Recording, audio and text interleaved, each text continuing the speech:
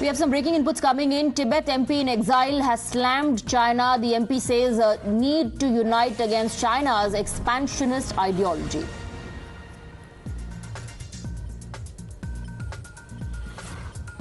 Once again, there has been a cartographic aggression from the Chinese side. Their provocation from their side continues. They have come out with a map where they are showing Arunachal Pradesh as well as Aksai Chin, part of China. Not only that, they have gone to the extent of showing even Taiwan also part. How do you see this thing?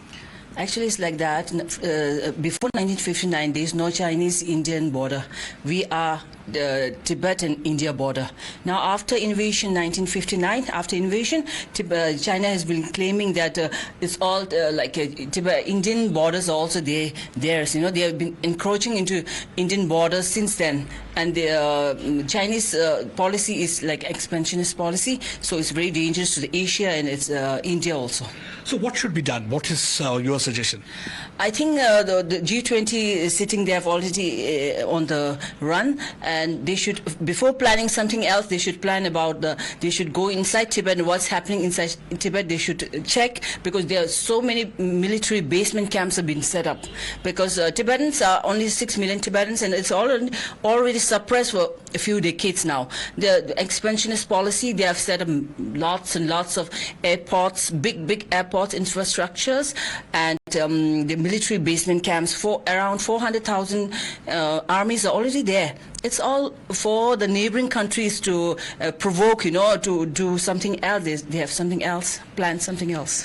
You think the time has come, the world community need to unite against China? That's quite.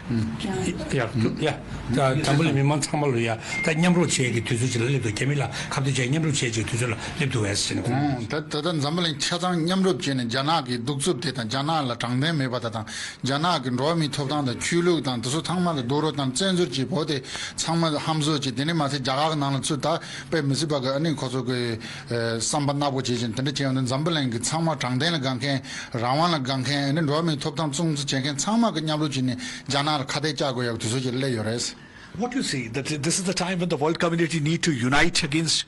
एक साथ होना पड़ेगा सबको. It's a high time to stand up, all the countries, all the international people, to stand up against the Chinese expansionist policy. This expansionist policy, provoking policy, was started in 1949. After that, they occupied the Tibet in 1959. After that, even Indian government made a partial agreement, but the Chinese had made aggressions in 1962. So we cannot trust with China. It's always a Hindi mein kawat hai, move se ram ram or bagal mein churi. So China's policy is like this. So never ever should trust that. You should, that Indian should, all the country, the world should stand up against the Chinese expansion policy. Because so how do you see that ahead of G20 summit, they coming out with this kind of a map? How do you see this thing? This is a very bad policy of the Xi Jinping. Since the Xi Jinping comes to the power, he made all this extremist policy to the South Asian countries, as well. So they provoked Indian several times in the last 10 years. They really provoked many times. So we should stand up for this provoking policy or expansionist policy of the China very immediately, very strongly. And also I'm going to tell you that there is no border between China and India. The border, what so-called border, is between the Tibet and India. So whenever you are going to talk about the border, the Tibet should be included in this. Otherwise, the result will be useless, and it will be no. So what will be your message to China when it comes to Arunachal Pradesh? Because it's a part of India, no question of any kind of a dispute over that issue. When it comes to Aksai Chin, again, it's illegally occupied by China. So what will be your message to China? So my message to India, to China, is that you have no right to claim over the Arunachal, because you have never ever had any border with India. So you have no right for that.